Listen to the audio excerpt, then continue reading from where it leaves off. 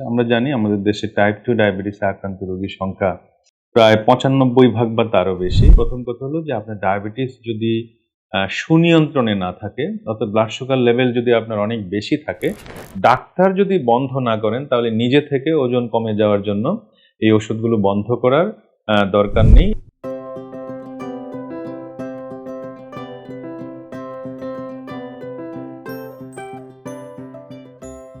অনেক পেশেন্ট আমাদের কাছে আসেন ডায়াবেটিস হওয়ার পরে তার ওজন কমে যাচ্ছে। আমরা জানি আমাদের দেশে টাইপ 2 ডায়াবেটিসে আক্রান্ত রোগীর সংখ্যা প্রায় ৯৫ ভাগ বা তারও বেশি। তো টাইপ 2 ডায়াবেটিসের পেশেন্টদের অধিকাংশেরই কিন্তু ওজন বেশি থাকে। অর্থাৎ ওজন বেশি এটাও কিন্তু ডায়াবেটিস হওয়ার একটা অন্যতম প্রধান কারণ। তো ডায়াবেটিসে আক্রান্ত রোগীর ওজন সাধারণত প্রথম দিকে কিন্তু বেশি থাকতে পারে, বিশেষ করে টাইপ 2 ডায়াবেটিস যাদের থাকে।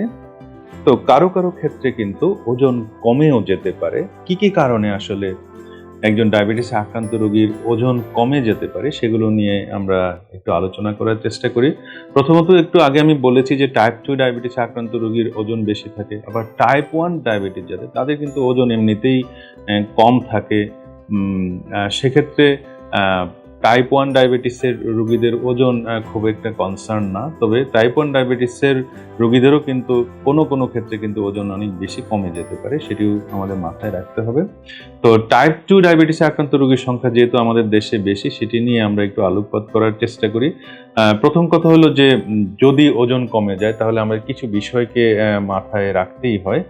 সেগুলো নিয়ে আমরা একটু আলোকপাত করি। প্রথম কথা হলো যে আপনার ডায়াবেটিস যদি সুনিয়ন্ত্রণে না থাকে, অর্থাৎ ব্লাড সুগার লেভেল যদি আপনার অনেক বেশি থাকে, সেক্ষেত্রে কিন্তু আপনার ওজন কমে যেতে পারে। কারণ হলো যে আমাদের শরীরের যে শক্তি সেটি কিন্তু সুগার থেকে আসে।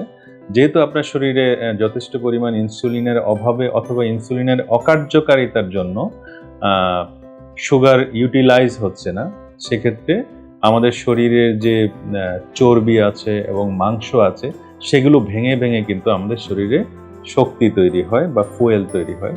তাহলে আনকন্ট্রোল ডায়াবেটিস যদি দীর্ঘমেয়াদী কারো থাকে, সেক্ষেত্রে কিন্তু শরীরের চর্বি এবং মাংস ভেঙে সেক্ষেত্রে কিন্তু একজন মানুষের ওজন তার কমে যেতে পারে। আরেকটি হলো যে নিউট্রিশন একটা খুবই গুরুত্বপূর্ণ ব্যাপার।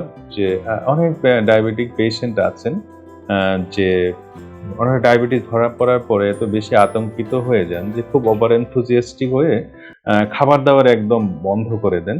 তো ডায়াবেটিসে আক্রান্ত রোগীকে কিন্তু কম খেলে হবে না, বেশি খেলেও হবে না, পরিমাণ মতো খেতে হবে। পরিমাণ মতো মানে কম নয়, সেটি আমাদের মাথায় রাখতে হবে। আরেকটি হলো যে কিছু কন্ডিশন আছে যে ডায়াবেটিসে আক্রান্ত রোগী অনেক সময় আমাদের কাছে আছেন, রাতে দেখা যায় ঘুম হয় না, অ্যাংজাইটি, ডিপ্রেশনে থাকেন যে ডায়াবেটিস কেন কন্ট্রোল হচ্ছে না। এই সমস্ত কারণেও ওজন কমে যেতে পারে। এটিও কিন্তু একেবারে আনকমন নয়, খুবই কমন একটি কারণ, সেটি আমাদের মাথায় রাখতে হবে। আরেকটি হলো যে কিছু ওষুধ আছে আমরা ব্যবহার করে থাকি, খুবই কমন কিছু ওষুধ যেগুলো ওজন কমিয়ে থাকে। যেমন আমরা এগুলোকে বলে থাকি SGLT2 ইনহিবিটর। এগুলো ডাপাগ্লাইফ্লোজিন, কানাগ্লাইফ্লোজিন, এম্পাগ্লাইফ্লোজিন নামে প্রচলিত আছে এবং এগুলো যদি গ্রহণ করা হয় তাহলে দেখা যায় যে 3 থেকে 6 কেজি ওজন কিন্তু কমতে পারে। অনেকেই খুব আতঙ্কিত হয়ে যান যে এই যে এম্পাগ্লাইফ্লোজিন বা কানাগ্লাইফ্লোজিন ওষুধ খেয়ে ওজন কমে যাচ্ছে এবং তিনি আতঙ্কিত হয়ে যাচ্ছেন। এই আতঙ্কিত হয়ে অনেক সময় এই ওষুধগুলো বন্ধ করে দেন।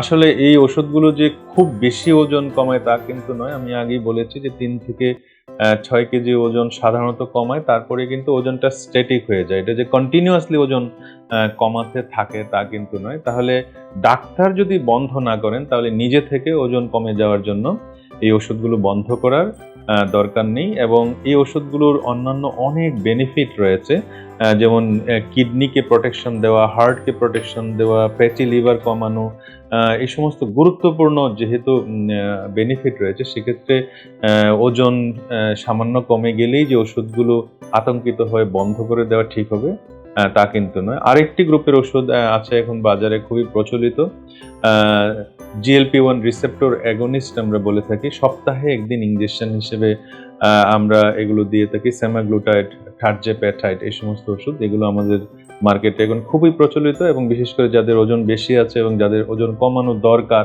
তাদেরকে আমরা সাধারণত এই ইঞ্জেকশন গুলো দিয়ে থাকি, এবং এগুলোতেও কিন্তু ওজন কমতে পারে। তাহলে এই ওজন কমলেও যে এগুলো বন্ধ করে দিতে হবে ডাক্তারের পরামর্শ ছাড়া, তা কিন্তু নয়। যদি ডাক্তার বন্ধ করেন তাহলেই শুধুমাত্র কিন্তু এগুলো বন্ধ করতে হবে, তা না হলে কিন্তু বন্ধ করা ঠিক হবে না। যাদের ডায়াবেটিস আছে তাদের কিছু কিছু ক্যান্সারে আক্রান্ত হওয়ার ঝুঁকি বেড়ে যায়, যেমন পেনক্রিয়াসের ক্যান্সার, লিভারের ক্যান্সার, জরায়ু ক্যান্সার ইত্যাদি ইত্যাদি। তাহলে যদি কারো ওজন কমে যায় সেক্ষেত্রে ডাক্তারের পরামর্শ নিতে হবে যে খারাপ কিছু হচ্ছে কিনা, সেটি আমাদের মাথায় রেখে কিছু পরীক্ষা নিরীক্ষা করতে হয়। ডায়াবেটিস থাকলে কিন্তু থাইরয়েড হরমোনের সমস্যা থাকার সম্ভাবনা বেড়ে যায়, বিশেষ করে যাদের টাইপ 1 ডায়াবেটিস আছে তাদের হাইপারথাইরয়েডিজম হওয়ার সম্ভাবনা বেড়ে যায়। হাইপারথাইরয়েডিজম যদি কারো ডেভেলপ করে তাহলে কিন্তু তার ওজন দ্রুত কমে যেতে পারে। তাহলে ডায়াবেটিস রোগীর ওজন কমার জন্য থাইরয়েড হরমোনের সমস্যা আছে কিনা সেটিও কিন্তু আমাদের পরীক্ষা নিরীক্ষা করে দেখতে হয়। তাহলে ডায়াবেটিস আক্রান্ত রোগীর ওজন কমার অনেক কারণ রয়েছে। আরেকটি গুরুত্বপূর্ণ কারণ হলো, আমরা বলি এটাকে গ্যাস্ট্রোপ্যারেসিস, অর্থাৎ স্টমাকের যে মটিলিটি সেটা কমে যায়, এবং আমরা খাবার গ্রহণ করার পরে স্টমাক থেকে যে অ্যাডভান্স হবে এবং পিছনের দিকে খাবার যেতে থাকবে সেটি কিন্তু যেতে চায় না, এবং স্টমাকে খাবারটা দীর্ঘ সময় ধরে আটকে থাকে এবং বমি ভাব হয়। অল্প পরিমাণ খাওয়ার সাথে সাথে দেখা যায় যে পেট ভরে যায়, এবং সেক্ষেত্রে কিন্তু তার শুকিয়ে যাওয়ার প্রবণতাটা বেড়ে যায়। এটিও কিন্তু ডায়াবেটিস আক্রান্ত রোগীর ওজন কমে যাওয়ার একটি অন্যতম প্রধান কারণ। তাহলে ডায়াবেটিস থাকলে যদি ওজন কমে যায় এবং সেটা যদি সিগনিফিকেন্টলি কমে যায়, বা যদি মাসে 4 কেজি বা তার বেশি কমে যায়, সেক্ষেত্রে কিন্তু ডাক্তারের সাথে পরামর্শ করতে হবে, এবং ওজন কেন কমছে সেটি বের করার দরকার হয়। বের করে চিকিৎসা দিলে অনেক ক্ষেত্রেই সেটি কিন্তু আবার ওজনটা আবার রিকভার হয়ে যায়। ভালো থাকবেন সবাই, ধন্যবাদ সবাইকে।